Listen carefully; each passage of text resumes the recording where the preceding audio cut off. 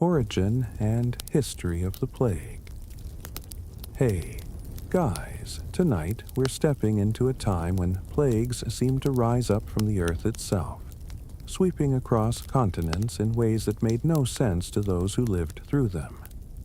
It's a world without germ theory or antibiotics. Imagine the terror of watching whole communities fall ill and die with no idea why. You probably won't survive this journey if you're not ready for some discomfort. So settle in and make sure you're comfortable. Grab a blanket or take a deep breath. I'm about to transport you into a world where death feels almost like a living thing, breathing down your neck. So, before you get comfortable, take a moment to like the video and subscribe, but only if you genuinely enjoy what I do here. Also, don't forget to drop your location and local time in the comments. I'm curious where this journey will take us. Now, dim the lights, maybe turn on a fan for that soft background hum, and let's ease into tonight's journey together. You find yourself back in time, long before the world knew about bacteria or viruses. In a world where the earth seems to hold its breath every time sickness strikes, you are about to experience something that's never really left us. The plagues of the past are a shadow over humanity's history, terrifying but somehow shaping who we are today. The first plague you encounter is shrouded in mystery. How did it emerge? What caused it? Was it divine wrath, the work of vengeful gods, or simply nature running its course? The ancient world had no understanding of infection the way we do today. Yet they knew something was terribly wrong when people began to fall sick by the hundreds. And still they had no idea how it spread. Imagine being in a world with no doctors, no medicines, no understanding of hygiene, and yet people watched helplessly as disease spread across vast distances. Historians still debate the causes of these early pandemics, whether they were true plagues like the ones we recognize today, or different forms of illness. Some believe these early outbreaks were just the beginning of a pattern that would repeat itself. Even in ancient civilizations from Egypt to Greece, stories of plague are recounted, but the true nature of these diseases often remains just out of reach. What could they have thought was happening? Now, take a deep breath and hold on tight, because you're about to walk through some of the earliest encounters with plague when it first haunted the streets of the ancient world, emerging with terrifying regularity. How did societies react, and more importantly, how did people survive in a world without answers? You're still wandering through the dim corridors of the past now, watching as plague rears its ugly head in ancient civilizations. The air feels heavy, the tension almost palpable as you observe your surroundings. It's a time when sickness is more than just an inconvenience, it's a specter. In the early days, plagues were far from understood, but they were feared all the same. So what exactly caused these terrifying outbreaks, and how did early civilizations try to deal with them? Let's start with the ancient Egyptians. By the time the great civilizations of the Nile were thriving, disease had already made its presence known. But in their world, illness wasn't something that could be contained. They thought of it as the will of the gods, a divine punishment for misdeeds, or a sign that the balance of the universe had been upset. The earliest recorded plagues can be found in the biblical book of Exodus with the 10 plagues of Egypt. Was it a literal account of disease or something more symbolic? Historians still argue over whether these plagues were truly pandemics, or if they were exaggerated to serve a political or religious agenda. Either way, the concept of disease being tied to divine wrath was solidified in the ancient world, leaving people to wonder if the gods were angry or if something more earthly was at play. Moving a few hundred years ahead, you find yourself in ancient Greece. You're standing near Athens watching as the plague of Athens strikes in 430 BCE. The city is on the brink, gripped by panic as thousands perish. Thucydides, the Greek historian, is there observing and writing, trying to make sense of this mystery. He documents a terrifying disease that decimates the population, which he describes as leaving no part of the body untouched. Fever, vomiting, sores, and death. The plague swept through the crowded, cramped city, carried by unknown forces. Some think it was a form of typhus, others suggest a viral fever. But what's fascinating is Thucydides' conclusion. He acknowledged that the cause was unknown, something that even he, with all his wisdom, couldn't explain. This disease had no known cure, no clear understanding of its transmission, and yet it was as deadly as any plague that would come after it. The city never fully recovered. What did the Athenians think as they watched their loved ones die? And why did this plague seem to strike so rapidly, spreading like wildfire through their most vulnerable? Of course, not long after this, there was the plague of Justinian, which you might have heard of. By now, you're in the 6th century AD, and the Eastern Roman Empire, or Byzantine Empire, is at its peak. The Emperor Justinian is trying to solidify his empire, but then a disease so deadly it's hard to comprehend sweeps through his lands. The plague of Justinian was likely the same strain of bacteria that caused the Black Death centuries later, Yersinia pestis, the bacterium responsible for the bubonic plague. But back then, no one had a clue. The Byzantine Empire didn't know what hit them, as cities were ravaged by waves of sickness, the streets filled with the sick and dying, and entire communities collapsing under the weight of the epidemic. Historians still argue whether this plague was the direct precursor to the more well-known Black Death. Could it have been one of the first major outbreaks of what would later become a recurring scourge? Some argue that its scale was smaller, but the devastation it left behind was still terrifying. The Byzantines tried everything from prayer to superstition to appease their gods, but the plague simply didn't care. The air was thick with the stench of death, and no one could stop it.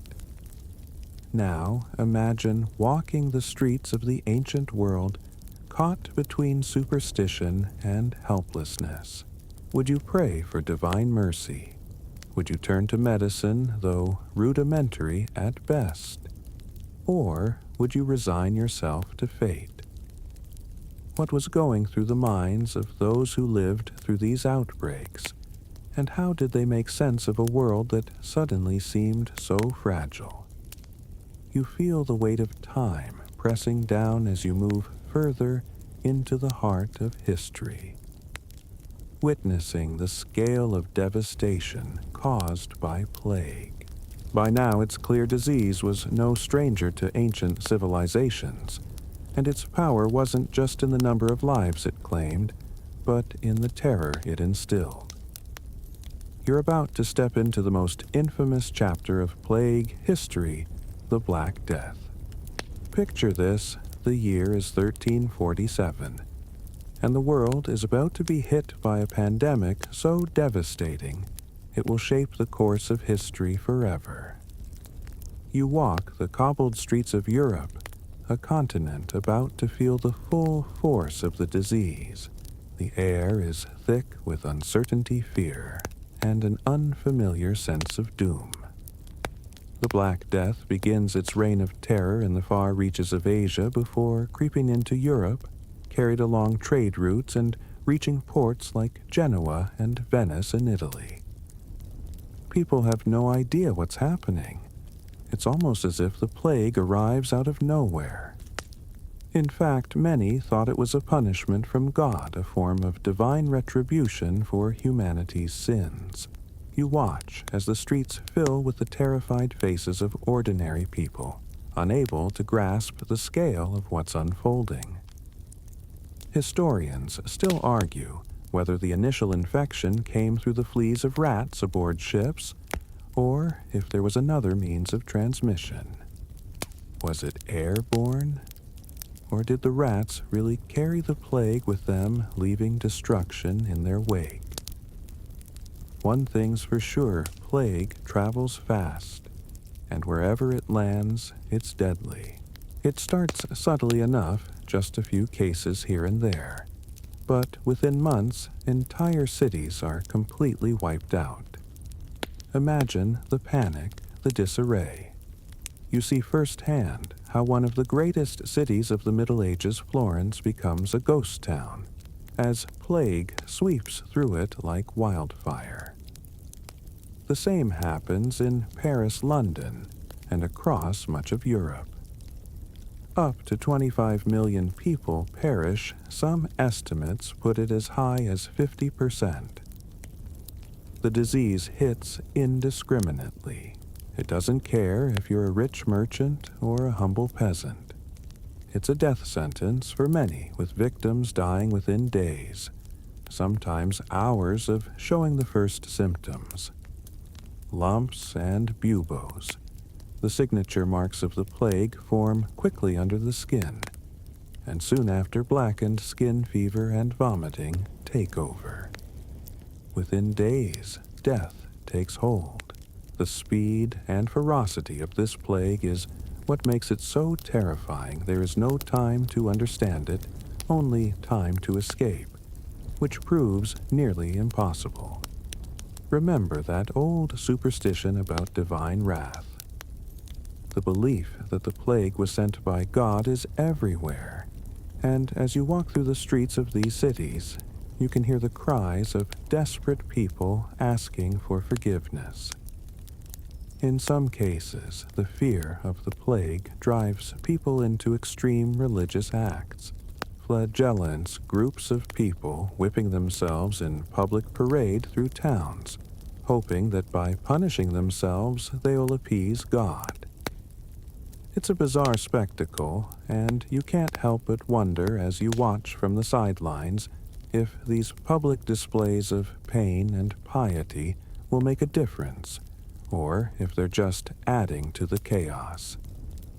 Historians still debate the exact death toll and the societal impact of the Black Death. Some argue that the sheer number of deaths had a more profound effect on the social and economic structures of Europe than the disease itself. With so many people dying, there's a massive shortage of workers, an issue that disrupts agriculture, trade, and the economy. This is the first real moment where the lower classes of Europe begin to see a change in their status. With fewer workers available, labor becomes more valuable and wages rise. Landlords can't get their crops harvested. Cities can't run without their workers. Society begins to shift, and the power dynamics slowly start to change. Could the Black Death be seen as an unlikely catalyst for the social upheaval that would eventually lead to the Renaissance? Historians still argue about this, the idea that such an enormous loss of life might have unintentionally helped to bring about the birth of modern Europe is a fascinating and contentious thought. The psychological toll of the Black Death is just as significant. As you walk among the survivors, you sense that life as they knew it will never be the same. The world once certain and predictable now feels unrecognizable. People begin to live in fear of the invisible, the unknown. The disease is a dark specter that can strike at any time, and its shadow lingers over Europe long after the plague itself has passed. You are now standing in the aftermath, the world still trembling from the shock waves of the Black Death. The air around you feels heavier than ever, and you notice the scars it's left not just on the land, but in the hearts and minds of those who survived. Cities, once teeming with life, now appear eerily silent, like abandoned shells of their former selves. The survivors, for all their grief and fear, now face a new world, one where the past seems irrelevant and the future uncertain. It's a world that is forever changed by the plague, yet it is a world that must rebuild. But what does rebuilding even look like when death has claimed so many? You observe the survivors moving through their daily lives, trying to make sense of what happened. The social upheaval that began as an economic necessity is now deeply embedded in the social fabric. For the first time in centuries, there's an opportunity for upward mobility, something that was nearly impossible before. Those who once served as peasants now find themselves in demand as laborers, and landlords who are scrambling to restore their land and livelihoods are forced to offer higher wages. This, in turn, shifts the power dynamic. But it's more than just economics.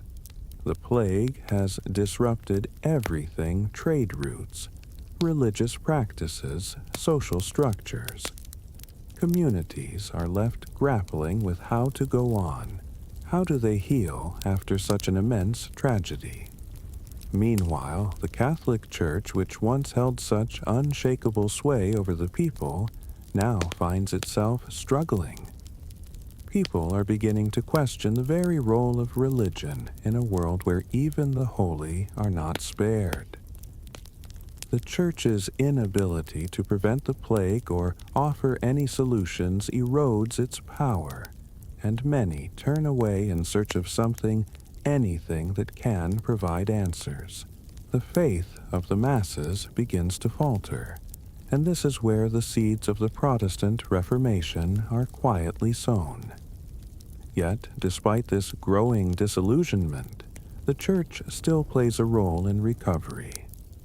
As people seek comfort, many turn back to religious practices, believing that they must repent for their sins to be saved from another outbreak.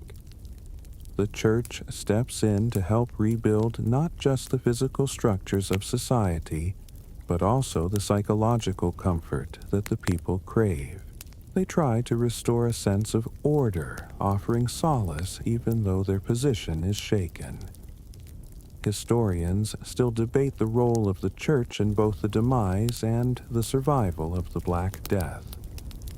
Was it merely a symbol of authority, trying to hold on to what was left of its power? Or was it a genuine comfort to the survivors who turned to it in their darkest hour? Some argue that, despite its flaws, the Church was a stabilizing force in a world that was spinning out of control.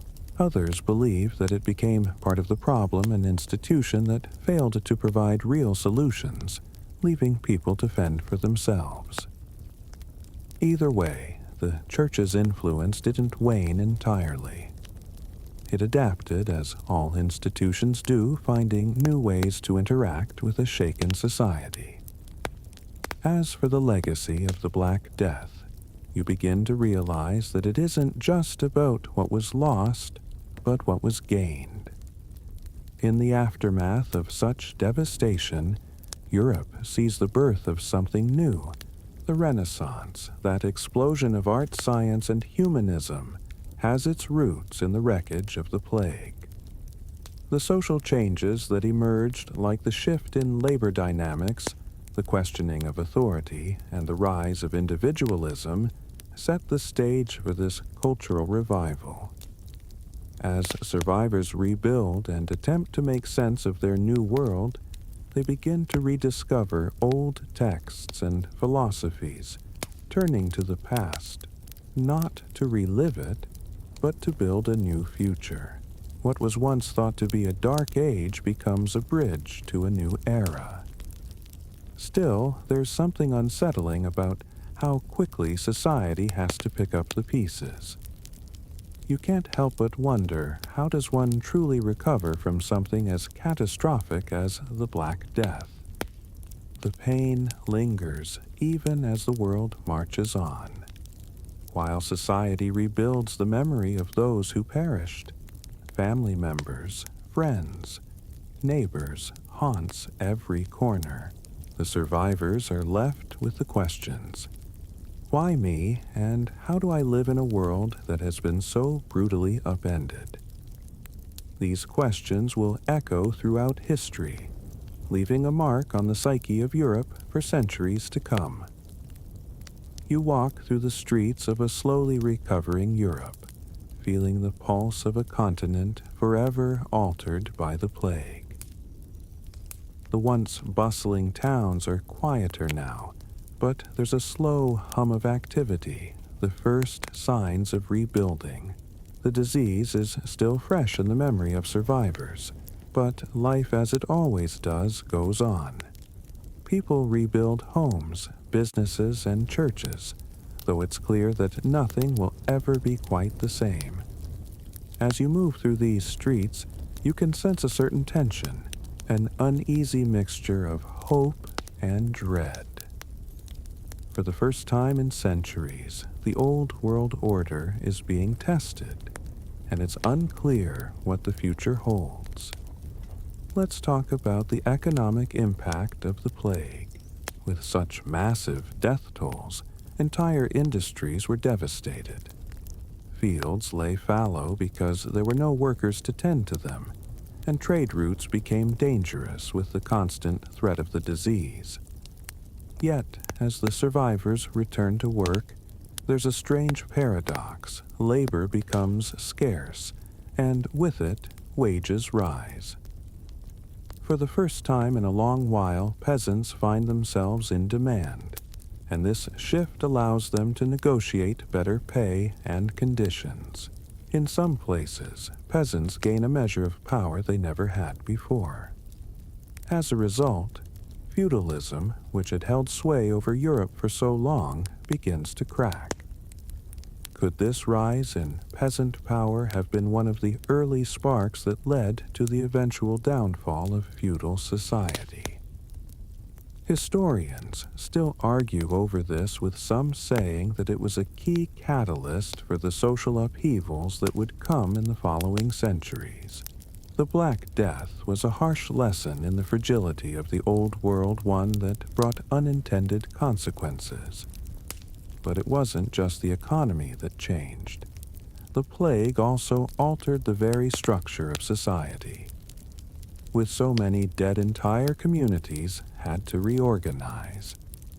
Cities that had once been crowded with people were now ghost towns, and new settlements started to emerge as people moved away from disease-stricken areas.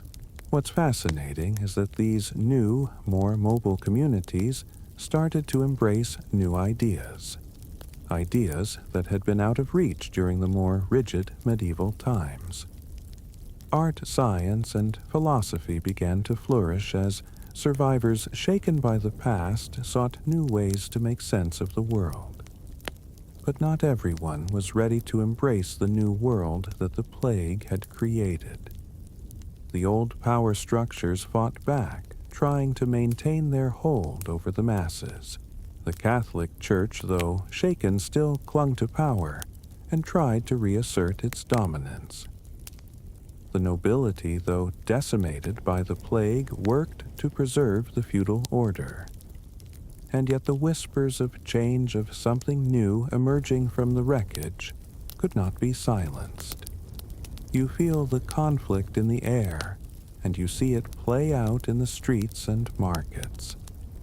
The church, despite its loss of credibility during the plague, still has a powerful grip on Europe.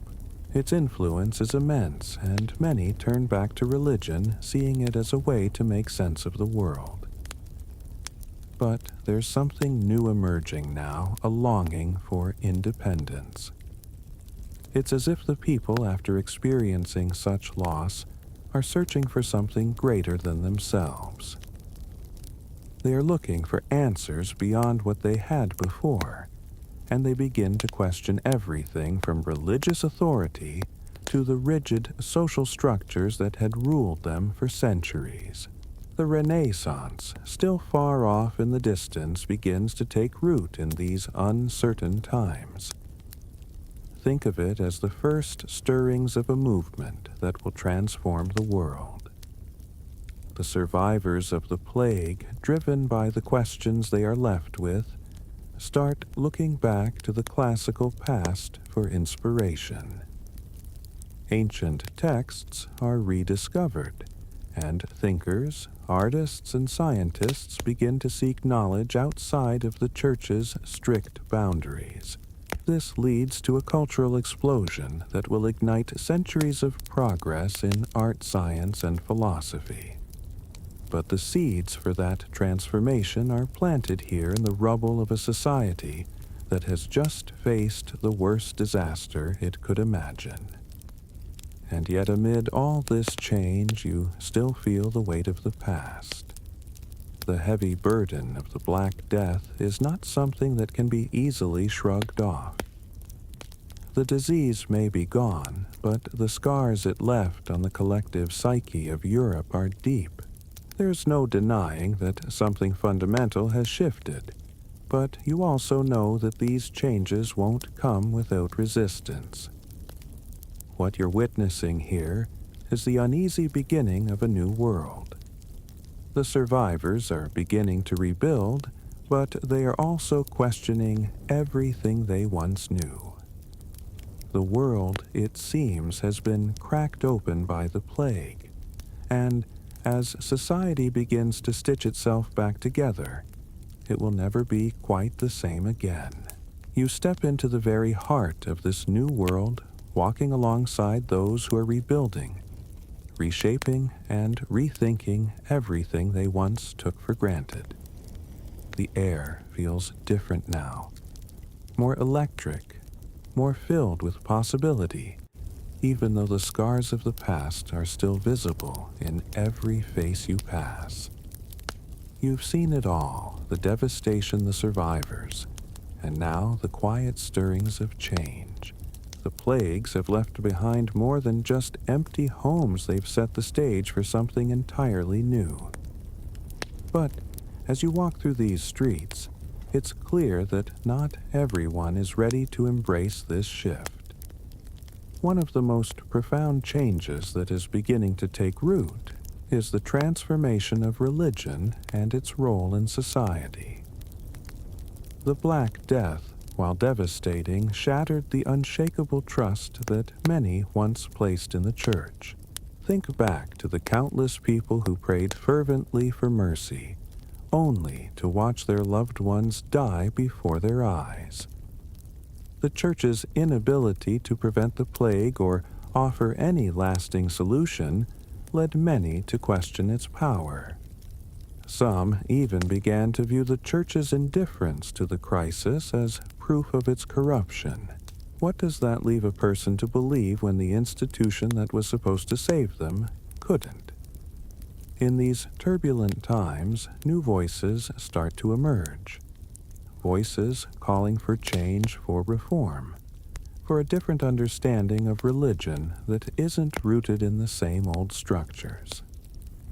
These ideas would become the foundation for the Protestant Reformation in the centuries to come. But in the aftermath of the Black Death, you see the very first stirrings of this growing discontent. It's a time of religious questioning and spiritual searching, as the people broken by loss begin to look beyond the church's dogma for answers. Some embrace mysticism, others seek comfort in personal spirituality. You can almost feel the tension in the air as new ideas begin to challenge the status quo. But the Church, despite its loss of power and credibility, fights back with everything it has. The papacy, still clinging to its influence, begins to look for ways to reassert control over the people. The spectacle of the Church remains powerful. The vast, ornate cathedrals, the pageantry of Mass, the promises of salvation and eternal life. And yet, people are no longer blind followers. You sense the slow awakening of individualism in these survivors, a desire to seek their own path, separate from institutional control. Still, despite this growing unrest, religion is far from gone. In fact, you watch as the clergy begin to play a more active role in helping Europe rebuild. The Church sets out to restore its position, but this time it's different. The papacy's grip on the population is no longer unquestioned. You observe how the Church's influence in daily life begins to shift less about control and more about offering guidance. But that power, once absolute, now feels tenuous, fragile. It's a new kind of relationship with the people, one where trust has to be earned, not assumed. As Europe recovers from the plague, there's another undercurrent at play: the rise of the merchant class. With the labor shortages caused by the plague, workers find themselves with leverage and wages rise. The economy begins to shift in favor of the working class, and with that shift comes a new social order. You can feel the old feudal system, once so firmly entrenched, beginning to crack under the pressure of these new economic realities. Merchants, once regarded as second-class citizens, now find themselves wielding more influence. The land-owning aristocracy can no longer control everything as they once did. It's a quiet revolution happening at the edges of society, a revolution that would lay the groundwork for the rise of capitalism and the modern world. But with change comes conflict. You see it clearly now, the tensions between the old and new, the rich and poor, the rulers and the ruled. This conflict isn't confined to social classes. It extends into every facet of European life, from politics to culture to religion. The old ways are slowly being swept away, but the old powers don't give up without a fight. And you can feel the simmering unrest as society grapples with its identity, trying to reconcile the shattered pieces of the past with the promise of a different future. It's not just the feudal system that's in flux. With the rise of new social classes comes new ideas about leadership, governance, and justice. It's the beginning of a shift from monarchies to more complex forms of government, one where power isn't just handed down from kings and emperors, but where it's questioned, debated, and in some cases even resisted. The seeds of democracy, though small and fragile, are being planted in this post-plague world. So, as you walk through this reborn yet fractured Europe, you sense that the future is uncertain. Change is in the air, but it's still being fought for. The past looms large, but it no longer defines everything. You can almost feel the weight of the old world slipping away, and with it, the heavy shadow of the Black Death. People are beginning to take control of their own destinies, rebuilding not just their homes, but their very understanding of life, death, and the world around them. As the years pass, you feel the world shifting beneath your feet. The scars of the Black Death remain, but they are no longer as raw. The air smells of new beginnings, of rebuilding, but also of tension. With every step, you sense the unease of a society struggling to redefine itself in the wake of catastrophe.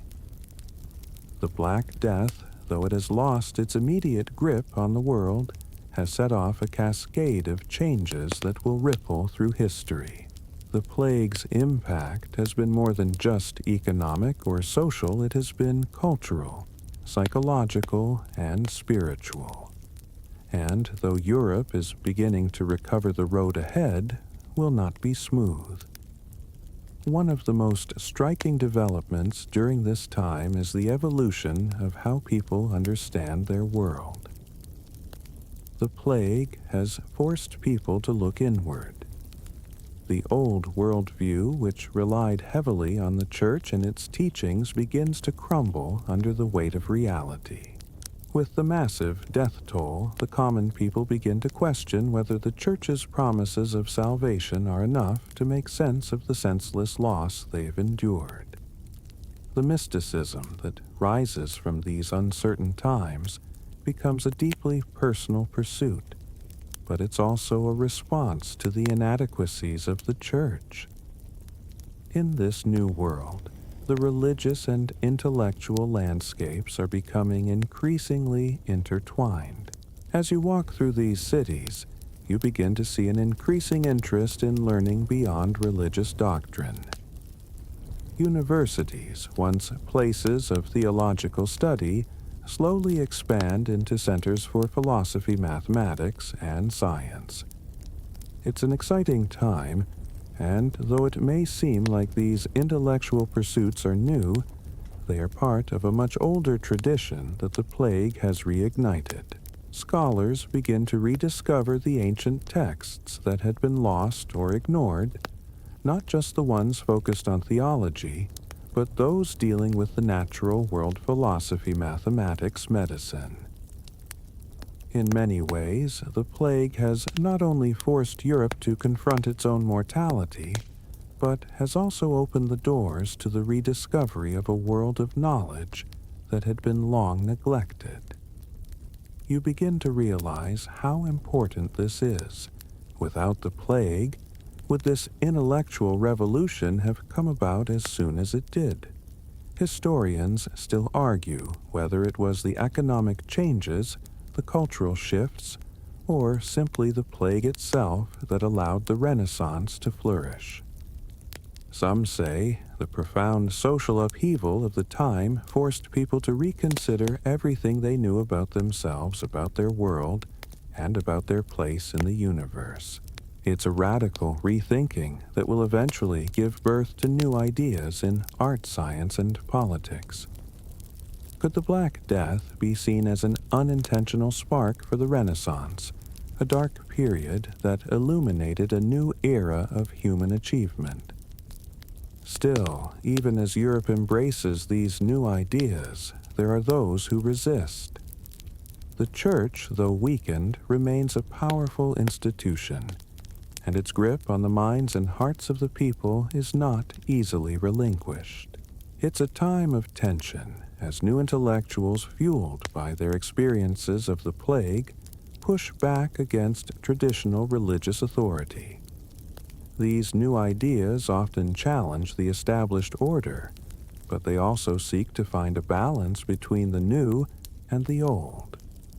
It's a delicate dance. Too much of a challenge to the Church's authority could lead to greater conflict, but too much compliance could stifle the creativity that is emerging from this era of transformation.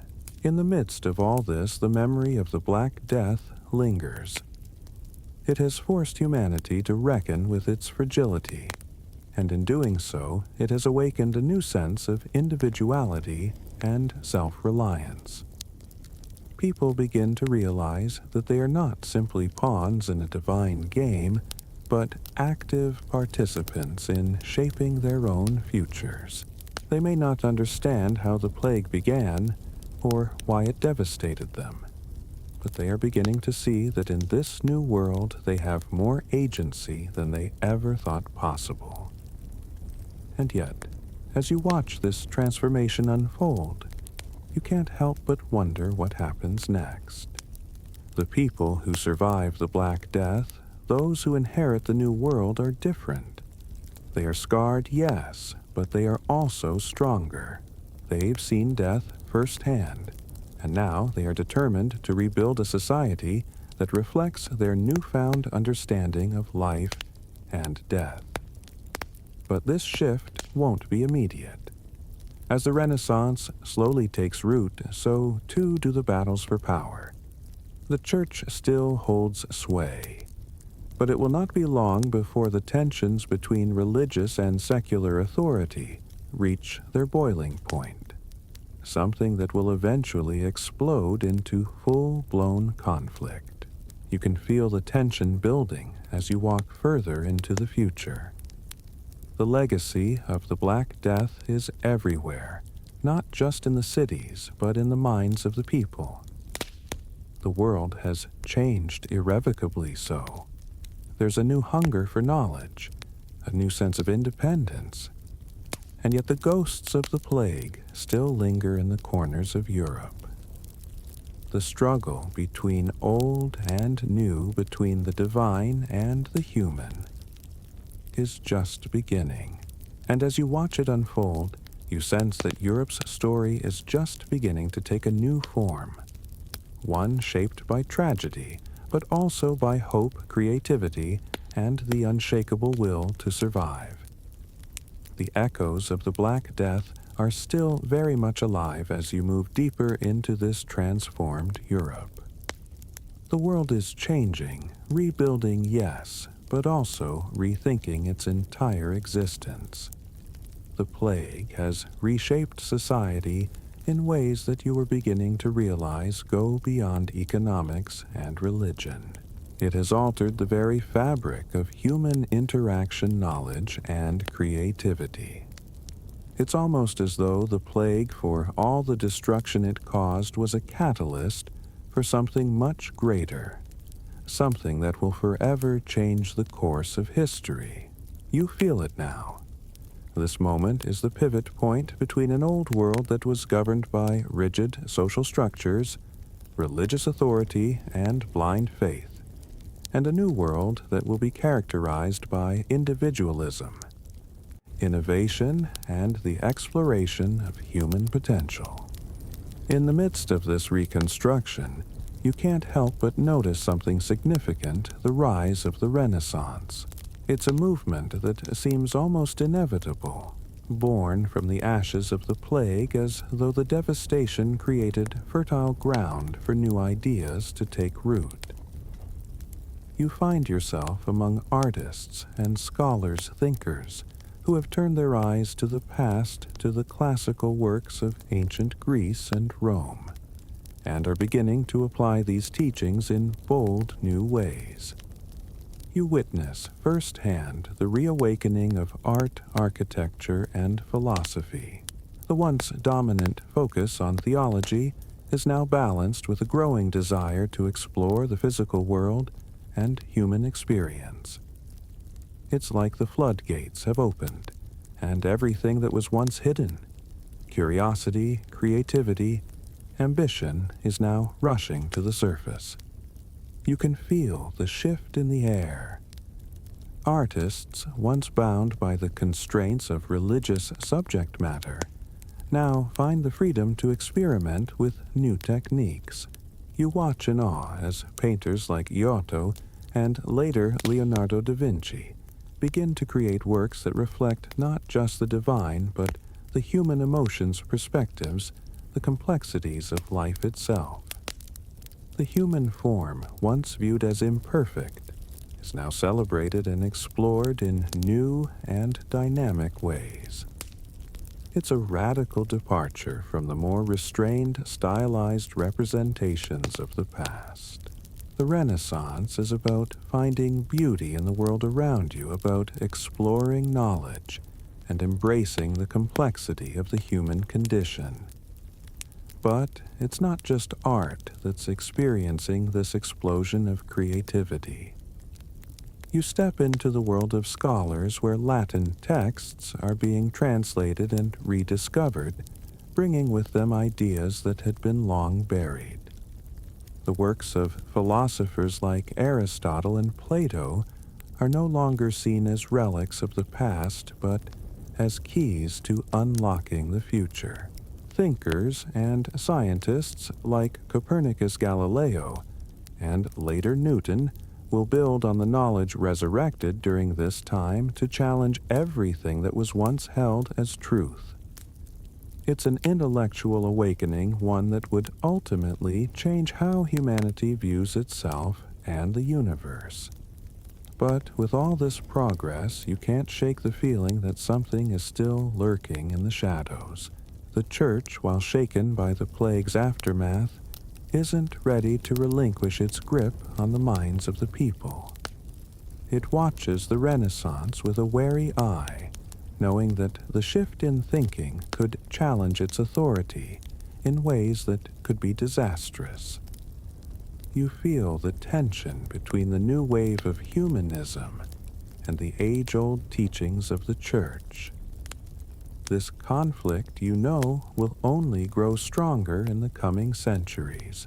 The seeds of the Protestant Reformation are being sown here in this uneasy alliance between faith and reason, between the old ways and the new.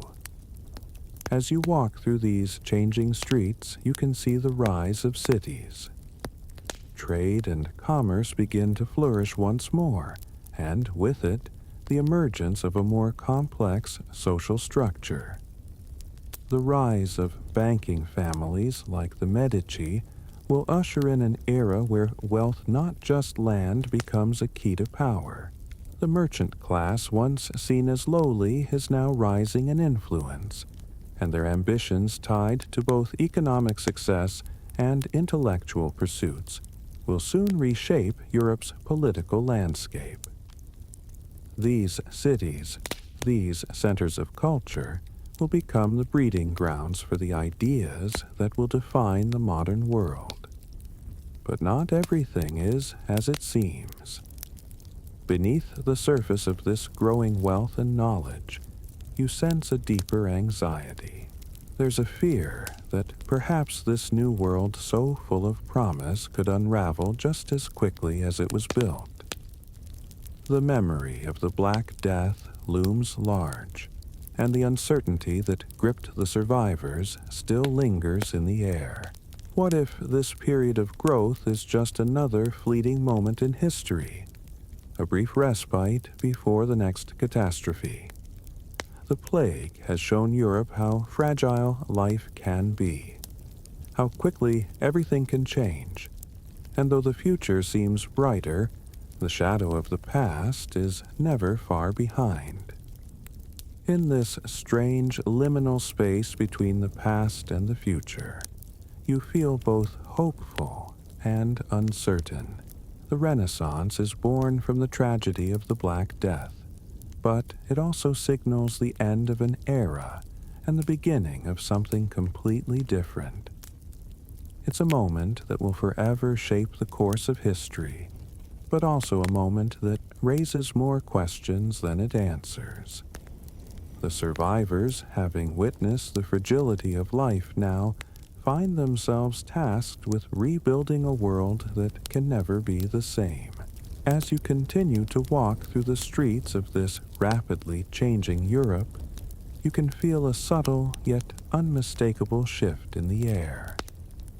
The Black Death has left a permanent scar on the landscape, but there's a sense that the worst is over and the world is pushing forward.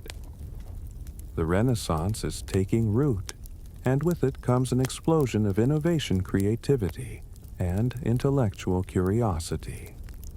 Yet, despite the rise of art, science, and humanism, there's still something lurking in the background. The question of whether humanity has truly overcome the devastation of the plague is still unanswered, and the fear of the unknown continues to haunt the survivors. You can sense that the plague has left a psychological mark on the people. There's a collective trauma that runs deep in unspoken understanding that life is fragile, that everything can change in an instant. As you move through the bustling cities, you see a world that is rebuilding, yes, but it is also a world that is deeply marked by its past. The fear of death still lingers in the minds of many, even as they try to create a new world filled with promise and hope. But there's something else happening too. Amidst the intellectual and artistic flourishing of the Renaissance, you notice a growing tension between the old world and the new. The church, though weakened by the plague and the growing intellectual movement, still holds significant power. You see it in the churches that line the streets and the clergy who continue to wield influence over the people's lives. But there's a crack in that power. The more people begin to question the old ways, the more they start to look for answers outside the church's teachings. The rise of humanism and the rediscovery of ancient knowledge have planted seeds of doubt in people's minds, and the traditional authorities are struggling to maintain their grip. You witness the growing divide between the traditional religious worldview and the emerging intellectual and scientific ideas. It's not just the church that is being questioned, it's the entire structure of medieval society. The Renaissance is, in many ways, a rebellion against the old order.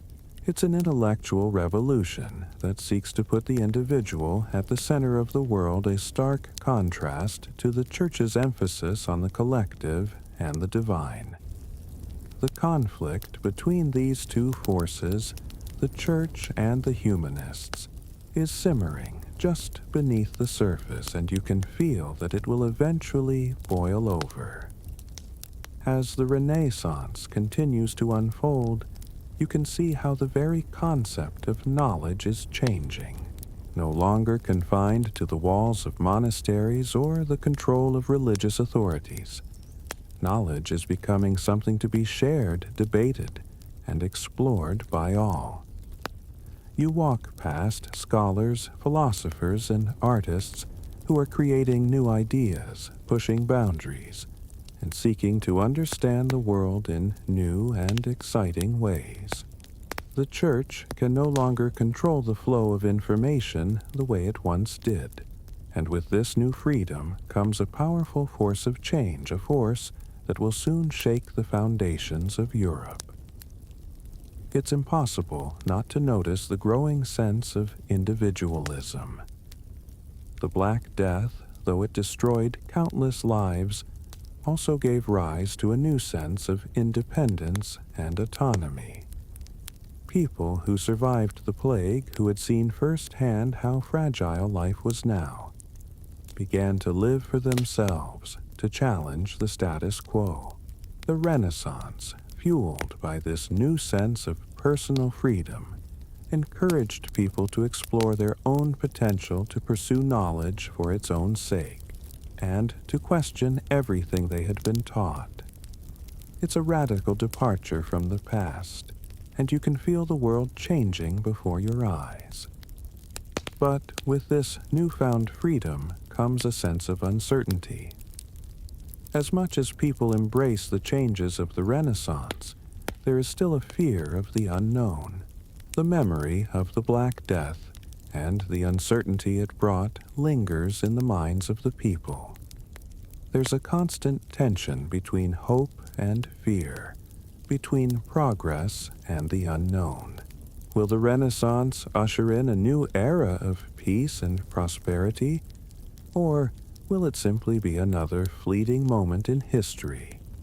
Another period of brief flourishing before disaster strikes again. As you walk through the streets, watching the hustle and bustle of a world on the brink of transformation, you realize that the future is uncertain. The Renaissance is the beginning of something monumental, a cultural and intellectual revolution that will change the course of history. But it's also a time of great risk.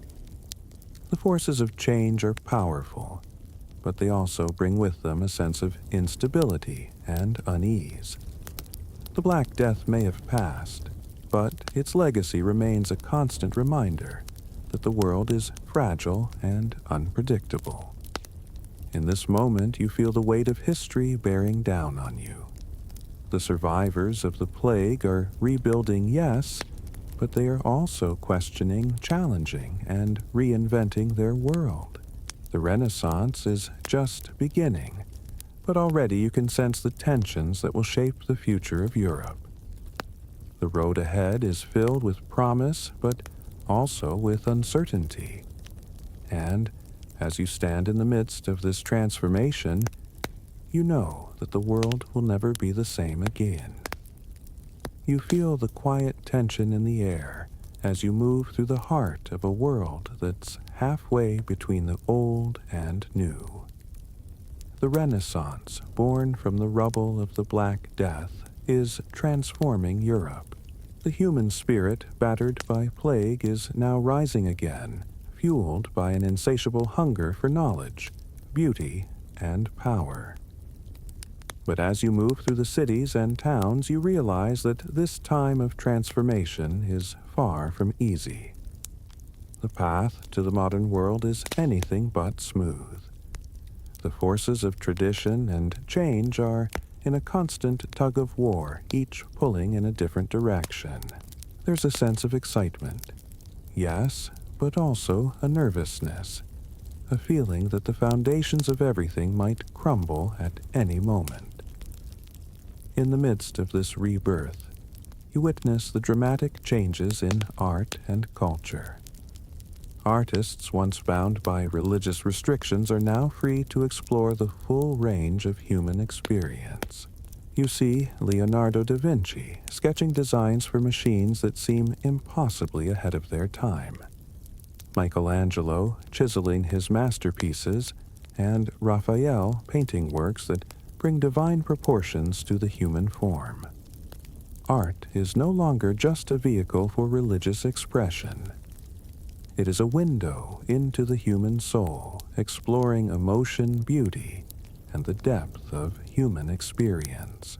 You can't help but be captivated by the way these artists breathe life into their creations, showing you a world that feels more real, more immediate, and more full of possibility than ever before. But as the art of the Renaissance flourishes, the conflict with the church intensifies. You walk through the streets and hear whispers of resistance. The church, despite its weakening hold over the people, is still the largest institution in Europe. It cannot stand idly by as this intellectual revolution takes root. Scholars are now looking beyond the Bible for answers, turning to classical texts, and questioning the divine order that the Church has preached for centuries. You sense the beginning of a fracture. The seeds of the Protestant Reformation are starting to sprout, and it's clear that the religious landscape of Europe will soon be irreversibly changed. The Renaissance is a time of profound change, but it's also a time of uncertainty. You feel that people are walking a fine line between faith and reasoned tradition and innovation. The Church fights to maintain its dominance, but the voices of dissent are growing louder. This intellectual and cultural revolution is challenging not just the Church's authority, but the very way that people think about the world and their place in it. The plague may have created the conditions for this shift, but it's clear now that the people of Europe are not simply recovering. They are reinventing themselves.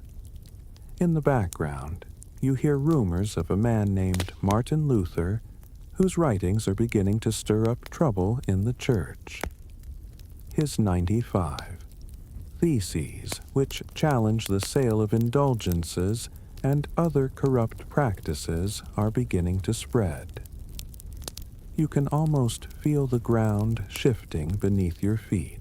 The Reformation is coming, and with it the end of the Church's absolute power. Some say it's a natural outgrowth of the Renaissance's intellectual spirit, a sign that humanity is finally reaching for a higher understanding of itself. Others fear it will tear Europe apart. And yet, despite all the political and religious upheaval, you sense a certain optimism in the air. The Renaissance has rekindled a spark of possibility. You see the promise of human potential, the belief that through knowledge, creativity, and reason, humanity can shape its own future. The memory of the Black Death, though still present in the minds of the people, is now just one chapter in a much larger story. The survivors of the plague have rebuilt their lives, but they've also begun to build something new. This is the world where modern Europe will take shape, where science, art, philosophy, and individualism will flourish. But as you continue to watch this transformation unfold, you're reminded that change is never easy. The road to progress is filled with resistance, conflict, and uncertainty. You feel the growing tension between the forces of the past and the promise of the future. And as you stand in the midst of this moment, you can't help but wonder, will the world that's emerging from the ashes of the Black Death be one of lasting peace and prosperity? Or will it too be swept away by forces beyond anyone's control? The answer, you know, is still to be written. The world is changing, but nothing is ever as simple as it seems. There will be setbacks, obstacles, and challenges ahead. The story of the Renaissance, like the story of the Black Death, is still being told, and in the quiet moments of reflection, you realize that the true legacy of the plague isn't just in the lives it claimed or the cities it decimated. It's in the transformation it sparked. This world, still raw from the scars of tragedy, will soon give birth to a new Europe, one that will carry the lessons of the past while striving for a future of endless possibilities. As you step deeper into the fabric of this rapidly evolving Europe, the pace of change quickens. The Renaissance continues to spread its wings across the continent, and with it a new understanding of humanity emerges.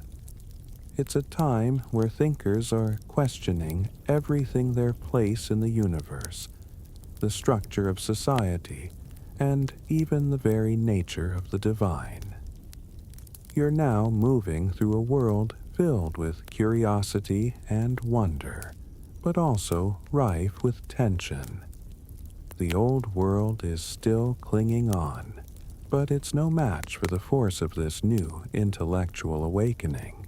Walking through the streets of Florence or Venice, you feel the transformation taking place.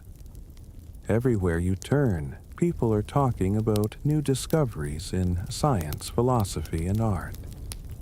The intellectual energy is palpable, and the ideas being explored seem to push beyond the boundaries of what was once thought possible. You find yourself swept up in the excitement, but you also notice the unease that comes with all this change. The church, that once unshakable pillar of authority, is no longer the unquestioned center of European life. Scholars and artists alike are beginning to explore a world that lies beyond the reach of religious doctrine.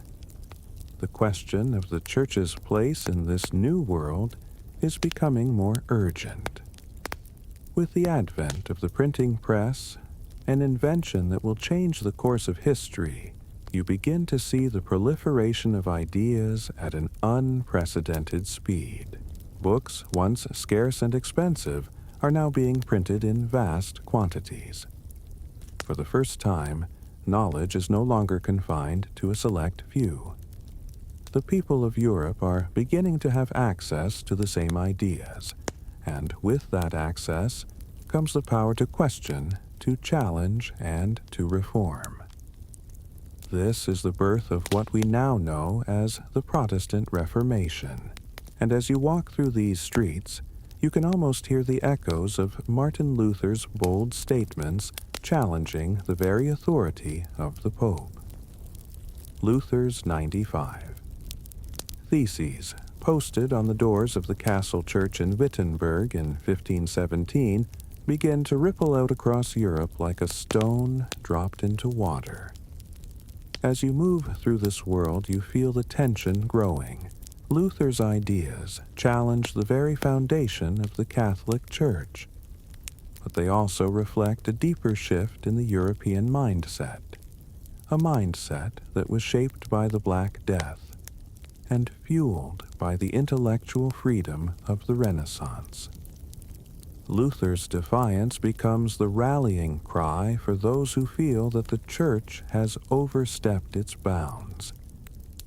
The question of salvation, of who has the right to interpret God's will, is now in the hands of individuals, not an institution. The world is shifting, and with it, the power structures that have defined Europe for centuries. But the Reformation is not just about religion. It's also about power. You can sense it in the air. The old authorities, whether the church or the monarchy, are beginning to lose their grip on power. The Renaissance, which began as a rediscovery of the past, is now turning into a movement that seeks to free Europe from the shackles of its past. The Renaissance, with its emphasis on human potential and individualism, has given rise to a new age of political thought. Monarchs and rulers begin to realize that their power is no longer absolute, that the people, through their newfound access to knowledge, have the ability to challenge them. This growing sense of empowerment is not just confined to religious or political leaders, it spreads throughout the populace. You witness a rising tide of change, one where the masses inspired by the humanist ideals of the Renaissance begin to question the very nature of authority. As the Church loses its dominance over spiritual matters, secular rulers and thinkers begin to assert their own vision for Europe's future. It's a period of intense transformation, and the struggle for power between the church, the monarchy, and the emerging middle class is palpable. However, it's not all smooth sailing. The Reformation, for all its intellectual vigor, is also a deeply divisive movement. The divisions it creates within Europe are profound. What began as a theological challenge to the Church quickly turns into a political and cultural conflict that will echo through the centuries. The Protestant Reformation sets off a chain reaction that will lead to religious wars, the splintering of Christendom, and the emergence of new nations and political systems. You can feel the tension in the air as different factions, each with their own vision for Europe, prepare to clash. Yet, in the midst of this religious and political upheaval, the Renaissance continues to unfold. It's a period of profound cultural achievement, and its impact on art, science, and literature is nothing short of revolutionary. The great minds of the time, Copernicus, Galileo, Kepler, are challenging the traditional view of the universe, while artists like Leonardo da Vinci and Raphael are redefining the role of art in society. These thinkers, artists, and scientists are not just shaping their own time, they are laying the groundwork for the modern world. As you move through this changing world, you realize that the Black Death, though it took so much, also gave birth to something extraordinary. The survivors, those who lived through the plague, are now living in a world where the boundaries of possibility are being pushed further and further. The Renaissance has taken root, and the Reformation has set the stage for a new era in which ideas, knowledge and power are no longer the sole province of the elite. The world is changing before your eyes, and you can't help but wonder what's next for the people of Europe as they continue to rebuild, redefine, and reshape their world.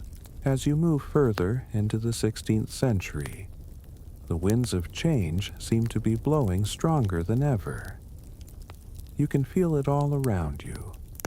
The ideas of the Renaissance, the struggles of the Reformation, and the emerging political tensions all coalescing into something new, something much more volatile. The intellectual freedom that began as a ripple in the wake of the Black Death has now turned into a roaring wave, pushing through Europe, reshaping its very foundation. The world around you is changing in ways that are almost unimaginable. New religious movements, new political ideologies, and new forms of governance are emerging, and Europe is on the verge of a transformation that will forever alter its course. You can feel the tension building as the Protestant Reformation continues to spread its influence across the continent. It's no longer just about Martin Luther's challenge to the Catholic Church. It's a full-scale religious and political upheaval. The Catholic Church, which had once been the undisputed spiritual and political authority in Europe, is now in crisis. The Reformation has splintered Christianity into competing factions, and the resulting divisions have sparked wars, persecutions, and bitter conflicts. The Catholic response, led by figures like the Spanish Inquisition and the Council of Trent, is swift and severe, aiming to suppress the Protestant movements and restore unity. But the genie is out of the bottle. The Protestant cause has found new champions in kings, princes, and nobles, many of whom see in the Reformation not just a religious reform, but a way to assert their independence from the Pope and from Rome. As you walk through the cities and towns of Europe, you see the impact of this religious schism everywhere. In places like England, where Henry VIII breaks from the Catholic Church to establish the Church of England, the political and religious landscapes are forever altered. The monarchy, once a mere servant of the Church, is now its own religious authority. Meanwhile, in Germany, the birthplace of the Reformation, Lutheranism takes hold in the north, while Catholicism remains strong in the south. The fight between these two forces will ignite religious wars that will sweep across Europe, leading to the devastating 30 Years' War, and shaping the future of European politics for generations to come. But even as the Reformation spreads, you feel the shifting sands of power in other corners of Europe. The Renaissance, with its emphasis on humanism, has given rise to new political ideas that will lay the groundwork for the development of modern democracy.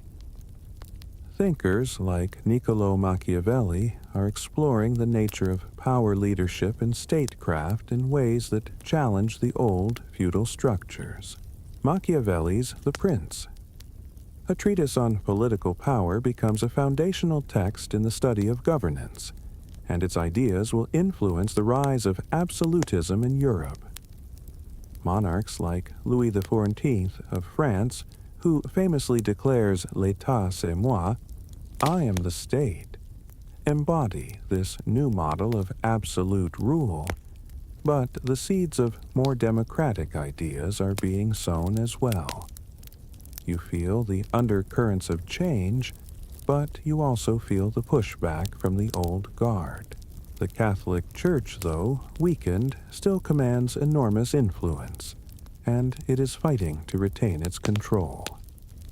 The monarchies of Europe, despite their increasing power, are still battling internal and external forces that threaten to upend their authority. The old order is being replaced, but it's not going down without a fight. As Europe teeters on the edge of a new era, the forces of tradition and innovation are locked in an ongoing struggle. At the same time, the age of exploration is unfolding before you. The world is no longer just confined to Europe and the Mediterranean. The age of discovery, driven by explorers like Christopher Columbus, Vasco da Gama, and Ferdinand Magellan, is opening up new trade routes, new territories, and new frontiers. The plague, which once devastated Europe, seems to have given birth to a new ambition, the drive to expand beyond the known world. You feel the excitement in the air as ships sail off into the unknown, discovering new continents, new peoples, and new opportunities. But with this exploration comes a darker side: colonialism, exploitation, and the spread of diseases to populations that have never encountered Europeans before. As you watch these explorers set sail for the New World, you can't help but wonder how the world will change once they return. The colonies they establish will soon become the new centers of wealth and power, while Europe, once the undisputed master of the world, finds itself in a race to claim territories and resources. The next few centuries will see the rise of European empires, with Spain, Portugal, France, and England all vying for dominance. The economic and political power that comes with these empires will shape the course of world history for centuries to come. But there's a sense of ambiguity in the air, a feeling that the future is being written by the people of this time, yet they have no way of knowing how their actions will echo through history. Will the Renaissance be remembered as the golden age of human potential? Or will the political and religious conflicts it sparked leave Europe torn apart? Will the exploration of new lands bring about prosperity? Or will it lead to untold suffering for indigenous peoples across the globe? The Black Death has long since passed, but its legacy is still felt in every corner of the world. You see how it set in motion a chain of events that led to the transformation of Europe, from the intellectual flourishing of the Renaissance to the religious upheaval of the Reformation, and to the rise of the modern state and global empires. The survivors of the plague, though scarred by their experiences, have given birth to a new world, one that will continue to evolve, sometimes violently, sometimes peacefully, but always with the echoes of the past resonating in its future. You stand at the crossroads of history, gazing out at a Europe that is now in the throes of its transformation. The 17th century is unfolding, and Europe is on the cusp of a new era, one marked by unprecedented political, religious, and intellectual upheavals. The remnants of the Black Death, once a force of unrelenting death and devastation, now seem like distant memories, though their influence is still evident in the cracks of European society. The Renaissance has given birth to a new world of ideas, and the Reformation, with its religious and political tensions, is setting Europe on a collision course with itself. The survivors of the plague have done more than simply rebuild. They have created a new world, one filled with ambition, conflict, and change. You can feel the weight of the century ahead. Europe is no longer the fragmented feudal world it once was. The rise of powerful monarchies and the establishment of centralized states are reshaping the political landscape. Monarchs like Louis XIII of France, who builds an absolutist regime with the motto, "L'État c'est moi," embody the consolidation of power. The divine right of kings becomes a central tenet of European political thought, and the monarchs rule with an authority that transcends the church. You sense the tension in the air. The balance of power has shifted from religious institutions to secular rulers, and the old ways of governance are being upended. But you also sense the undercurrent of rebellion that flows through Europe. The intellectual currents that began with the Renaissance and the Reformation are not content to simply accept the status quo.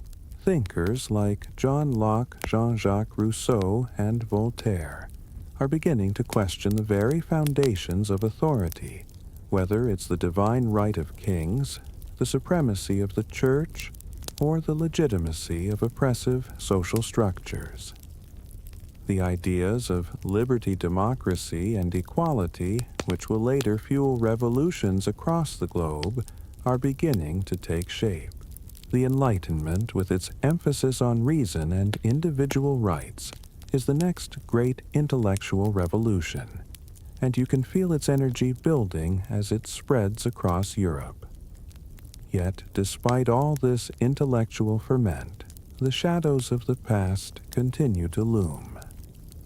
The conflict between Catholics and Protestants still simmers beneath the surface, and the devastating religious wars of the previous century, the 30 Years' War for example, have left deep scars across Europe.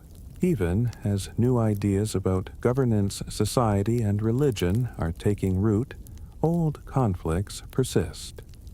The Treaty of Westphalia, which ended the 30 Years' War in 1648, marks the beginning of a new political order in Europe, one in which the concept of state sovereignty is established, but it also leaves a continent fractured by sectarian violence. You feel the aftershocks of that war, the lingering distrust between Protestant and Catholic nations, and the uneasy peace that follows in its wake. But what's most striking is the way the world is shifting toward the modern era. The scientific revolution, which has its roots in the Renaissance, is now in full swing. Figures like Galileo Galilei, Johannes Kepler, and Isaac Newton are radically changing the way humanity understands the universe. The stars, once thought to be the domain of the divine, are now revealed to be governed by laws of nature that can be understood through reason and observation. The Earth itself is no longer the center of the universe, as the Copernican revolution challenges centuries of accepted wisdom. You stand in awe as the foundations of modern science are laid before you, knowing that these ideas will shape the future of human knowledge and exploration. You also sense the rise of new economic systems as the old feudal structures continue to give way to capitalism. The rise of global trade colonialism and the merchant class is transforming the European economy. The voyages of explorers like Christopher Columbus and Vasco da Gama, which began centuries earlier, have opened up new worlds of opportunity, and Europe is becoming the center of global commerce. You feel the growing power of the bourgeoisie as trade and wealth begin to shift away from the aristocracy and toward the new merchant class. These shifts are not without their own tensions, and the social and economic disparities that have always existed in Europe are becoming more pronounced. The rise of capitalism and the expansion of European empires will continue to shape the world in profound ways, often at the expense of indigenous populations across the globe.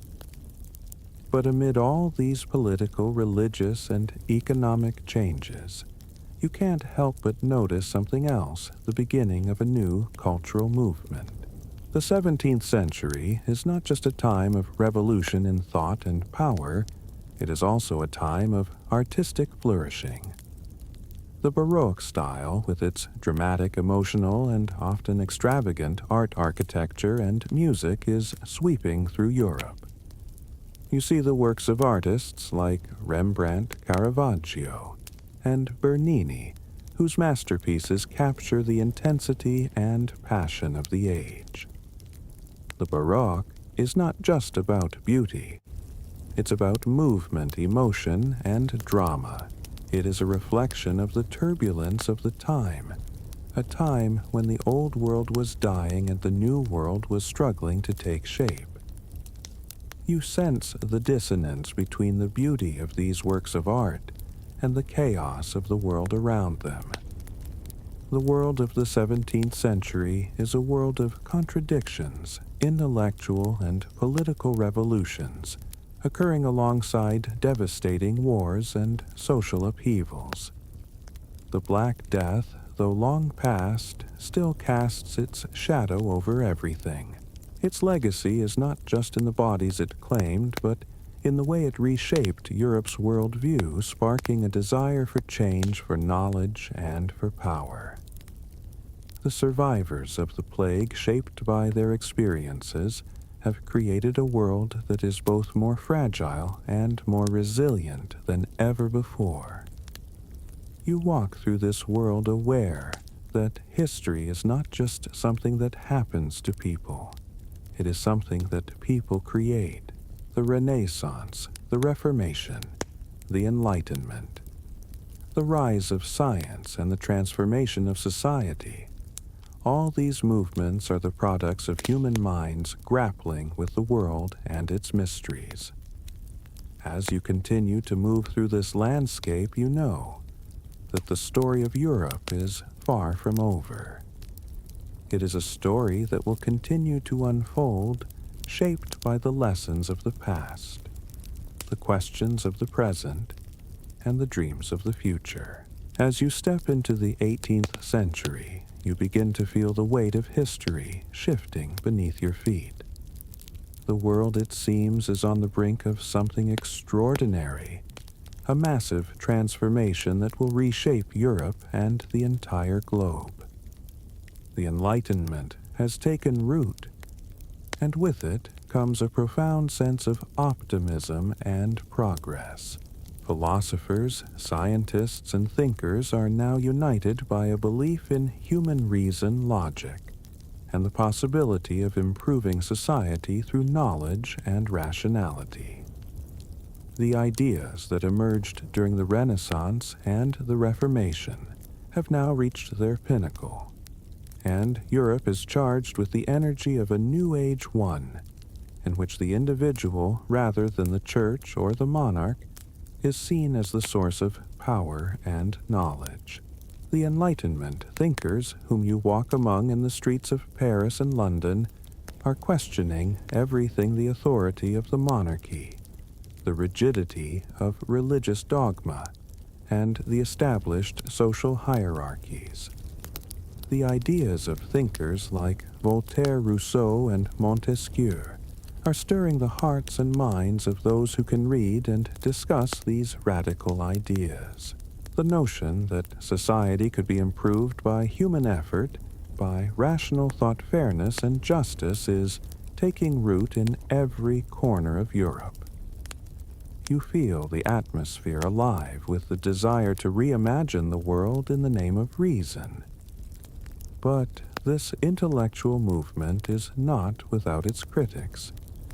You witness the tension as old regimes, the monarchies, and the Catholic Church struggle to hold on to their power. The Church, still an influential force, is being challenged at its core. You sense the beginning of a growing rift between the traditional powers of the Church and the new intellectual currents of the Enlightenment. There's a quiet revolution taking place, one that won't just be won by the thinkers of the time, but by those whose ideas will lead to political upheaval. As you walk through these cities, there's a sense of something bigger unfolding, a revolution, not just in thought, but in the very structure of society. You feel the growing discontent among the people, particularly in France. The ideas of equality, liberty, and fraternity are taking hold in the hearts of the masses, and it is clear that a reckoning is coming. The old world is unraveling, and the revolution is just around the corner. The French Revolution, which will begin in 1789, will bring the promises of the Enlightenment into direct conflict with the traditional powers of Europe. It will mark the beginning of the end for absolute monarchy in France, and will spread like wildfire across the continent. In the streets of Paris, you feel the tension building. There are whispers of revolution in the air of the people rising up against the aristocracy, of the storming of the Bastille, of the fall of the monarchy. You sense that Europe is on the brink of one of its most transformative periods yet. The Enlightenment has planted the seeds of revolution, and the world is about to change in ways no one can fully predict. But as you look at the masses rallying for revolution, you also sense the fear and uncertainty that comes with such upheaval. The revolution, though driven by the ideals of freedom and equality, will not be without its costs. The reign of terror, the bloodshed, and the rise of figures like Robespierre will show just how fragile the ideals of the Enlightenment are when they meet the reality of revolution. You feel the dual nature of change, how it can lift societies to new heights, but also tear them apart. The revolution will be a time of tremendous promise, but also of immense suffering. Amidst this turmoil, you also notice the rise of new political ideas. The Enlightenment has not only influenced France, but has begun to shape the future of Europe as a whole. In England, the ideals of the Enlightenment have given rise to the expansion of constitutional monarchy, with thinkers like John Locke and Thomas Hobbes influencing political thought. The American Revolution, which will take place just a few years later, is deeply rooted in the same ideas. The notion that government should be based on the consent of the governed, that all men are created equal, is now becoming the foundation for new political systems. You sense the shifting of power from the monarchy and the aristocracy to the people. You feel the world on the edge of transformation. The Black Death may have given rise to the Renaissance, and the Reformation may have set the stage for religious upheaval. But it is the Enlightenment that is leading Europe and the world towards modernity. The ideals of reason, liberty, and equality will reverberate through the centuries, inspiring movements for justice, rights, and democracy all over the globe. As you move through this period, you realize that the Black Death, the Renaissance, the Reformation, and the Enlightenment are all parts of a single narrative, a narrative of human evolution. Europe has come a long way since the plague swept through its cities, and though the world you walk through is very different, you can feel the echoes of that dark past shaping the present. The survivors of the Black Death have not just rebuilt their world, they have transformed it. And now, standing on the cusp of revolution and a new political order, you know that the world is about to change in ways no one could have foreseen. The question now is not whether the Enlightenment's ideals will be realized, but what new challenges will emerge as the old world fades away. As the 18th century draws to a close, you stand at the threshold of an entirely new world. The revolution is in full swing, and Europe has been irrevocably changed. The Enlightenment, with its promises of reason, equality, and liberty, has not only reshaped the intellectual and political landscapes, but has now burst into the streets in the form of revolution. The ideals of freedom and democracy, once distant dreams, have now become the rallying cry of the people. In France, The fall of the monarchy, the rise of the republic, and the reign of terror mark the beginning of a new era. The promises of the revolution are being tested, and as you walk through the tumultuous streets, you can feel the weight of history being made with every passing moment. The old world, the feudal monarchies, the rigid religious structures, the entrenched social hierarchies is rapidly falling apart. You see the upheaval everywhere. The nobility is being stripped of its power. The church's authority is being challenged, and the people, once the subjects of kings and bishops, are now demanding a say in their own destinies. The French Revolution has not just changed France. It has inspired revolutionaries across the globe. In America, the ideals of liberty and equality that sparked the French Revolution were already gaining traction during their own revolution. And now, Europe, particularly France, is the epicenter of a new world order. But the revolution is not the seamless transition to a utopian society that many hoped for. As you walk the streets of Paris, you can feel the tension that pervades every corner of the city. The revolution, for all its promises, has come with great violence, the reign of terror. A period marked by political purges and executions shows the darker side of this new world. The leaders of the revolution, once champions of freedom, have become ruthless, silencing opposition with the guillotine. What was meant to be a revolution of liberation has become a nightmare of bloodshed and fear. You feel the paradox of the revolution. It is both a beacon of hope and a harbinger of destruction. The ideals of the Enlightenment, freedom, equality, fraternity are still alive, but they are tangled in the bloody chaos of revolution. As you walk through the streets of Paris, past the crowds chanting for justice, you realize that the road to progress is not a straight one. The revolution, like the Black Death centuries before, has opened up new possibilities, but also unleashed unforeseen consequences. The world that emerges from these turbulent times will be one of both opportunity and struggle, as new powers rise and old ones fall. In the midst of this upheaval, you can see the seeds of the future taking root. The French Revolution has ended the reign of monarchs and the rise of Napoleon Bonaparte.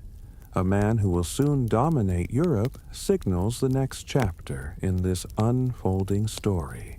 Napoleon, once a general in the Revolutionary Army, now sets his sights on conquering Europe and spreading the ideals of the Revolution. Though, as history will show, his methods will be far from democratic.